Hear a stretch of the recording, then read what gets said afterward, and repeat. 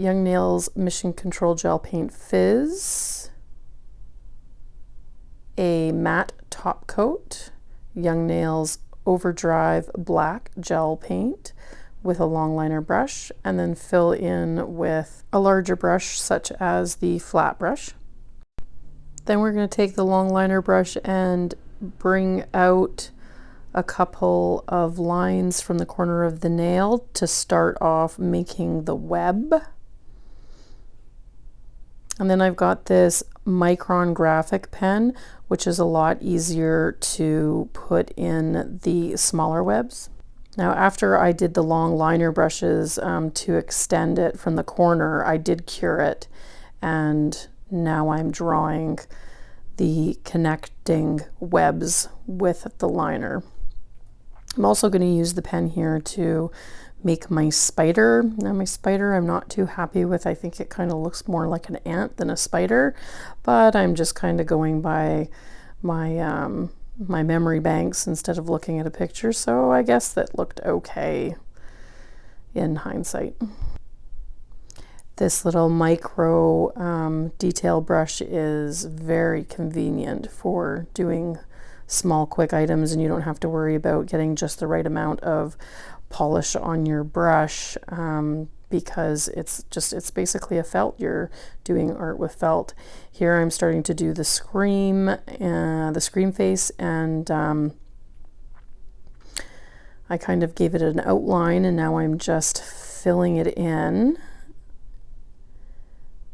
making sure that the nose is nice and filled in, and I'm going to extend the mouth just a little bit because it doesn't look quite right if it's fat. You want to make sure that it's larger at the top and skinnier down by the chin area.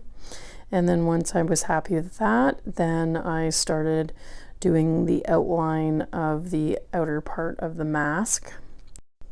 After I fill in the face and I'm doing the mask, the outline of the mask, I am going to use a pointed nail art brush, kind of like one you would use to do a French tip, and I'm going to fill in all of the black areas around the mask, as well as make those lines where I've already used the micro detailer, like the eyes and the mouth, just to make them pop a little bit more with the solid black gel paint from Young Nails.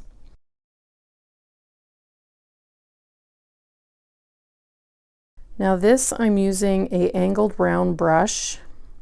It works excellent for bushes, for clouds, for a lot of things. So basically it's just like dotting colors on your nail. It works fantastic. So this is for the bride, and for the Black Bride from Insidious that I'm going to be doing for this Halloween. So I've mixed a couple of colors like the black and gray. I've already have the white down on my nails, and I already have a matte coat on it, and I'm just kind of dabbing the black and the gray around, trying to keep the black on the tip of the angled rounded brush and the gray a little bit more on the bottom part or the lower part of the angled part of the brush. And I'm just going around the edges because if you look at Insidious, the Black Bride, it looks like she has dirty nails all the time. So I would imagine that the nail artist that did the nails did them kind of in this type of fashion, where they were a little bit more white in the center and a little bit darker on the edges, giving the effect of dirty and old. So when you're doing this, sometimes the colors meld together, so you want to get some alcohol, some rubbing alcohol. 70% works fine. You can do 99%, entirely up to you. And I'm just dabbing that brush into the alcohol. I just have some on the plate here, and I'm putting it back into the colors that I just applied onto the nail, so that it basically kind of eradicates some of the polish that I just put on, just to kind of give it a little bit more of a dirty look than a painted look. I don't want to have it looking like painted dots, because that's definitely not the look that we're looking for. We want to spread that color out and make it look a lot more realistic. And then once I have that done, then I am going to use straight white. I'm sorry, I didn't realize I was off a camera here, so you can't see what I'm grabbing at with the paintbrush, but well, you can see right there, that's the isopropyl alcohol that I was just dipping into. But then I have colors on the side there, you just can't see them. So once I've done this, then I'm going to dip my brush back in with the isopropyl alcohol.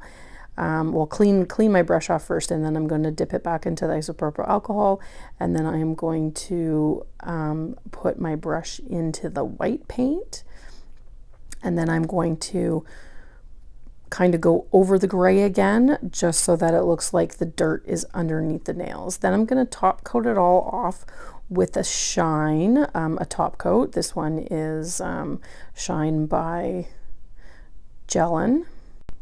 So far, it is by far the best top coat that I've ever used. I will leave the details below. I put the Shine top coat on the Scream hand just to protect all of the artwork, and now I am putting it on this hand, the Dirty Nail hand, just to basically even out the nail, because I'm going to finish it off with a matte coat, but I want to make sure that there's no bumps or anything like that, because I want it to be pretty seamless.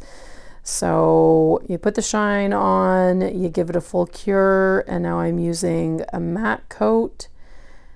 Make sure that you cover all of the nail with the matte coat, because if you don't, then you're going to have shiny areas. So you just want to make sure it's completely covered and then give it a full cure. And there you go, there's the dirty nails. In some areas it looks like it's shiny, but that is just because of my lighting. It is actually completely matte. And there's the finished nails. I hope you enjoyed the video. If you did, please like and subscribe.